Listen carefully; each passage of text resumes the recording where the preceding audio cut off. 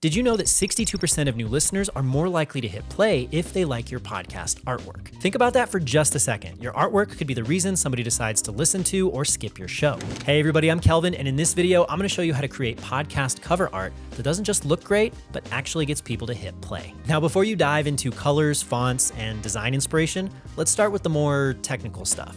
You need to meet Apple's artwork guidelines to get listed in Apple Podcasts. And following these guidelines means your cover art will also work in every other podcast listening app. So your artwork needs to be ideally 3000 by 3000 pixels, have a resolution of at least 72 dpi, it needs to be a JPEG or PNG file, and it needs to be in the RGB color space. If you're working with a designer, be sure to give them these requirements so you're not running into any issues when it's time to submit your artwork to Apple Podcasts or Spotify. Now that you know the technical requirements that your artwork needs to meet, let's talk about design. Your podcast cover art needs to look great at every size because it's going to show up in a lot of different places. It might be a tiny thumbnail in Apple Podcasts, or it might pop up on a massive desktop monitor. If the design only looks good when it's full size, then it's going to lose some of its impact when it gets scaled down. The goal is to make sure your artwork is still clear and eye-catching, even when it's small.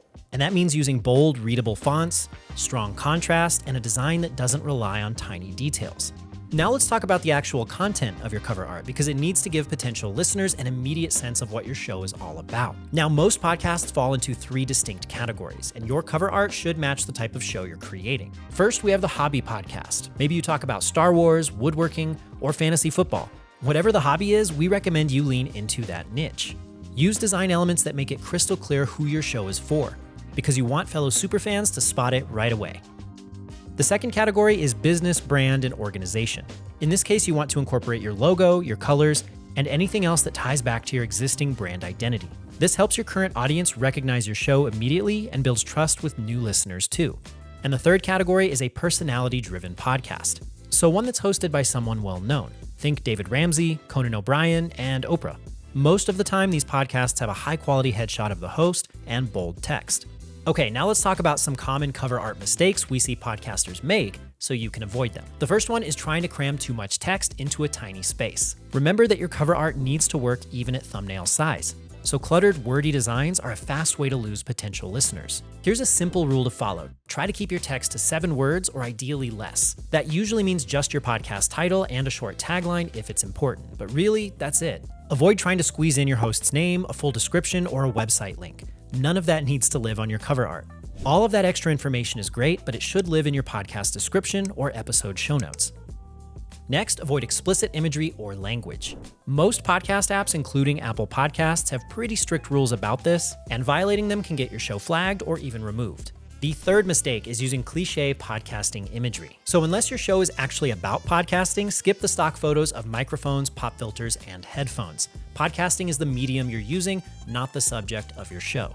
Think about it. Putting a giant microphone on your cover art is like putting cameras and a DVD player on a movie poster. It just doesn't make a whole lot of sense. And the final mistake is using a low-resolution image. If your artwork looks pixelated, blurry, and stretched out on a phone, imagine how it will look on a desktop or tablet. So use crisp, high-res images from the start, and your show will look professional everywhere it's displayed. Okay, now you know what makes great podcast cover art and the common mistakes to avoid. But how do you actually make it? Well, the good news is that you don't have to be a professional designer to create something that looks amazing. There are so many beginner-friendly design tools out there now with AI capabilities, it's crazy. I still remember when you would have to draw your idea on a napkin and give that to somebody who could actually use Photoshop or Illustrator, or was that just me? Am I getting old? Anyway, our personal favorite is of course Canva. And if you're using Buzzsprout, you can actually use our Canva integration to automatically load up the right canvas and access a number of different templates. Then when you're done designing, just select Send to Buzzsprout. Another great tool with a free plan is Adobe Express. It works a lot like Canva, but has different templates and styles available, and a lot of them. Now, if you'd rather hand this off to a professional, there are plenty of great options for that too, and we have a lot of them outlined in our blog post, so I'll be sure to link to that right down below in the video description. And that's everything you need to know to create podcast cover art that looks professional, stands out in crowded directories, and actually attracts new listeners. If you found this video helpful, hit that thumbs up right down below and consider subscribing to the channel so you're notified of future video uploads. Thank you so much for watching, and as always, keep podcasting.